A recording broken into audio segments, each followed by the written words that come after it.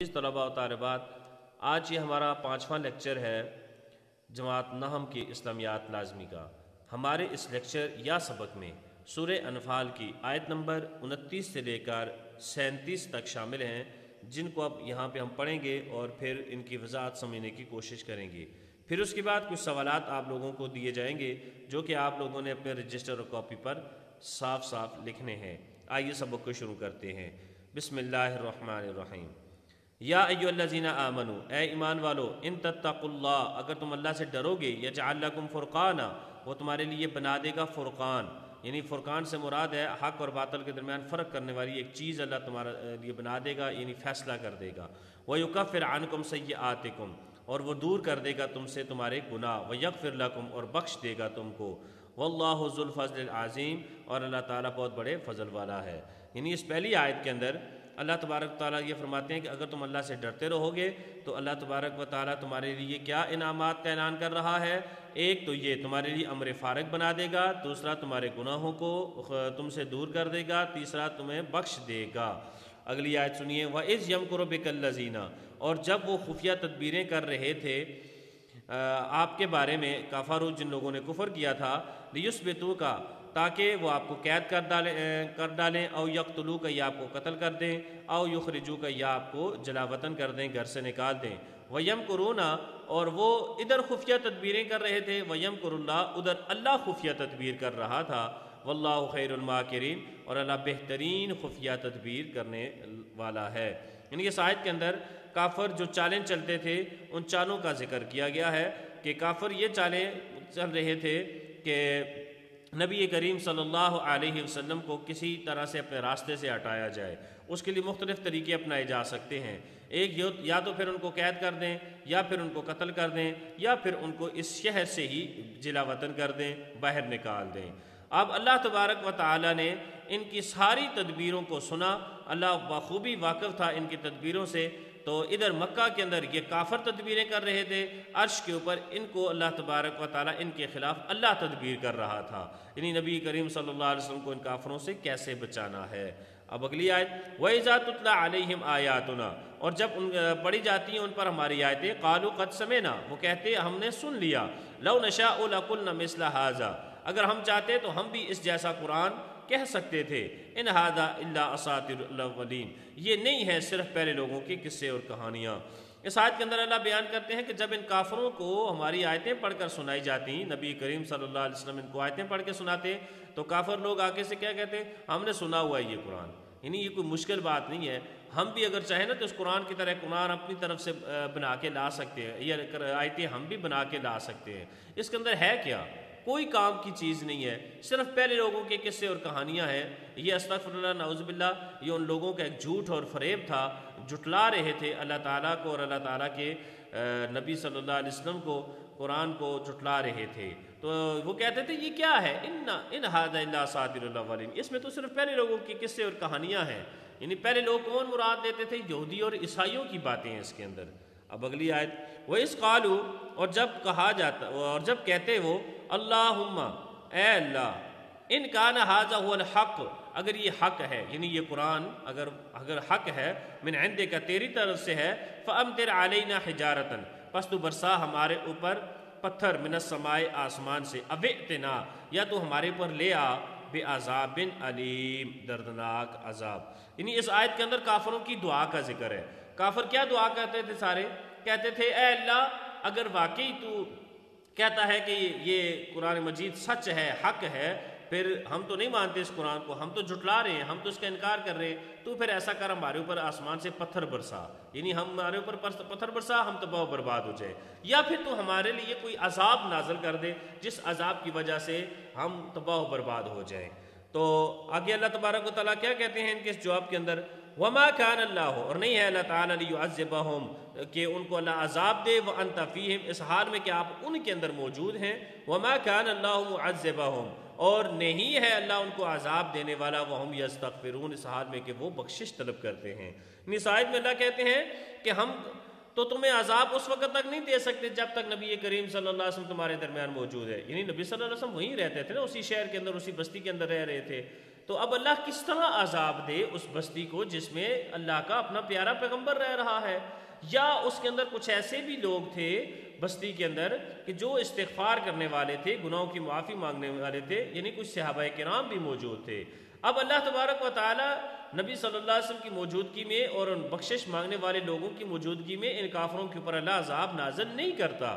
اور آگے اللہ نے فرمایا، پھر اللہ نے ان کو عذاب دیا ایک جگہ پہ جا کے، اسی کا اللہ اگلی آیت میں ذکر کر رہے ہیں، وَمَا لَهُمْ أَلَّا يُعَذِّبَهُمُ اللَّهُ۔ اب کیا وجہ ہے کہ اللہ ان کو عذاب نہ دے؟ وَهُمْ يَصُدُّونَ عَنِ الْمَسْجِدِ الْحَرَامِ، کہ وہ اب روکتے ہیں مسجد حرام سے، وَمَا كَانُوا أَوْلِيَاءَهُ، اور وہ اس کے متولی بھی نہیں ہیں، ان اولیاءہ اس کے متولی نہیں ہو سکتے، یعنی بیت اللہ کے خانہ کعبہ کے، الا المتقون مگر متقی لوگ، یعنی خانہ کعبہ کے متولی وہی ہو سکتے ہیں جو متقی پرہیزگار لوگ ہوتے ہیں، گناہوں سے بچنے والے۔ گناہگار، فاسق، فاجر، کافر لوگ یہ خانہ کعبہ کے متولی نہیں بن سکتے۔ وَلَكِنَّ أَكْثَرَهُمْ لَا يَعْلَمُونَ، اور لیکن اکثر لوگ وہ نہیں جانتے۔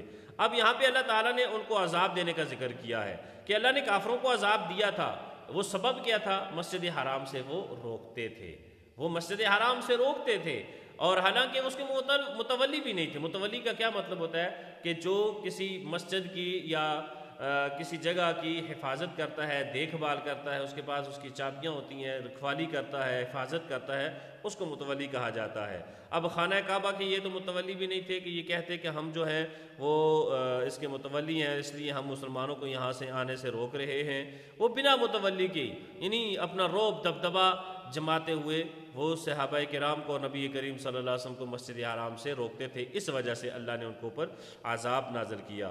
اب آگے اللہ فرماتے ہیں، وَمَا كَانَ صَلَاتُهُمْ، اور نہیں تھی ان کی نمازیں، عند البیت، بیت اللہ کے پاس، الا مگر مُكَاءً، سیٹیاں، وَتَصْدِيَةً، اور تالیاں، فَذُوقُوا الْعَذَابَ، بس تم چکھو عذاب کو، بِمَا كُنتُمْ تَكْفُرُونَ، جو تم کفر کرتے تھے اس کے بدلے۔ یعنی اس آیت کے اندر اللہ فرما رہے ہیں کہ مشرکین جو تھے، کفار تھے، ان کی نمازیں کیا ہوتی تھیں؟ سیٹیاں اور تالیاں۔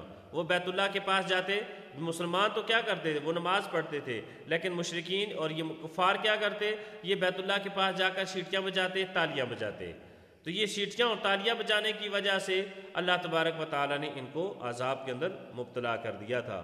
اگلی آیت میں اللہ فرماتے ہیں، ان الذین کفروا ینفقون، بے شک وہ لوگ جنہوں نے کفر کیا وہ خرچ کرتے ہیں، اموالہم، اپنا مال، لیصدوا عن سبیل اللہ، تاکہ وہ اللہ کے راستے سے روک سکیں، فسینفقونھا، پس وہ خرچ کرتے رہیں گے، ثم تکون علیہم حسرہ، پھر یہی مال ان کے لیے باعث حسرت بن جائے گا، ثم یغلبون، پھر وہ غالب بھی کیے جائیں گے، والذین کفروا، اور یہی کافر لوگ، الی جہنم یحشرون، جہنم کی طرف دھکیلے جائیں گے، ہانک دیے جائیں گے۔ یعنی یہ کافر لوگ اپنے روپے، پیسے، مال کو اکٹھا کر کے کیا کرتے تھے؟ مسلمانوں کو اللہ کے راستے سے روکتے تھے۔ مختلف طریقے تھے اللہ کے راستے سے روکنے کے، مال کے ذریعے۔ ایک طریقہ تو یہ تھا کہ وہ لالچ دیتے تھے صحابہ کو، نبی صلی اللہ علیہ وسلم کو، کہ ہم آپ کو مال دیں گے، روپیہ دیں گے، پیسے دیں گے، فلاں فلاں لڑکی سے آپ کی شادی کروائیں گے، اتنا سونا اور چاندی آپ کو دیں گے کہ آپ اللہ کی بات نہ مانیں، آپ توحید کی بات نہ کریں، آپ اللہ کے راستے کو چھوڑ دیں۔ دوسرا مطلب یہ تھا کہ اللہ کے راستے سے روکنے کے لیے مال کو خرچ کرتے کہ وہ کسی کو پیسے دے کے، یعنی کسی کو خرید کر وہ کہتے کہ تم فلاں صحابی کو مارو، اس کے گھر کو تنگ کرو، گھر والوں کو تنگ کرو، نبی صلی اللہ علیہ وسلم کو مارو، نبی وسلم کو تنگ کرو، نبی وسلم کے راستے میں کانٹے بچھاؤ۔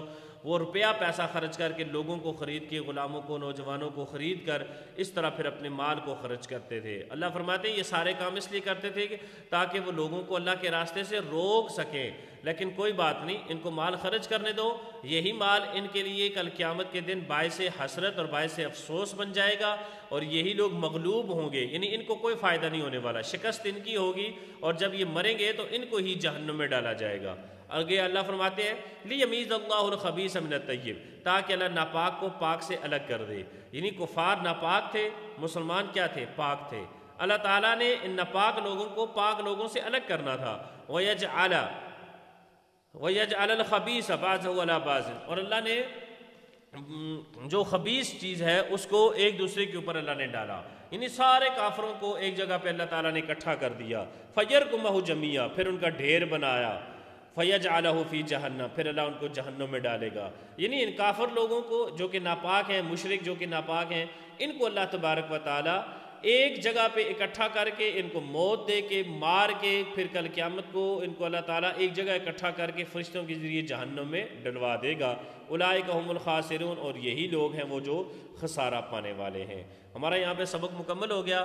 اب اس کے بعد آگئی ہے آگے اس کی مشق اور سوالات۔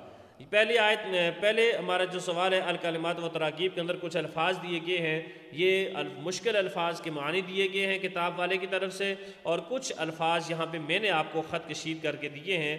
یہ الفاظ بھی اور کتاب والے الفاظ بھی، یہ سارے آپ نے اپنے رجسٹر کاپی کے اوپر بڑے پیارے انداز میں خوبصورت کر کے لکھنے ہیں، ایک طرف الفاظ دوسری طرف معنی، جس طرح آپ پچھلی باقی سبق کے اندر بھی لکھتے رہے ہیں۔ اس کے بعد ہے التمارین یعنی مشق۔ یہاں پہ 4 سوالات دیے گئے ہیں، ان 4 سوالات کے جوابات بھی آپ نے لکھنے ہیں، اور پھر اسی طرح یہ 30 سوالات میں نے تیار کیے ہیں، ان 30 سوالات کو بھی آپ نے اچھے طریقے سے خوشخط کر کے لکھنا ہے، اور ان کے جوابات بھی یہاں سے بھی آپ ان کے اسکرین شاٹ لے سکتے ہیں، پڑھ بھی سکتے ہیں، اور ان کے سوالات کے جوابات آپ لکھ سکتے ہیں۔ یہ 30 سوالات ہیں۔ السلام علیکم۔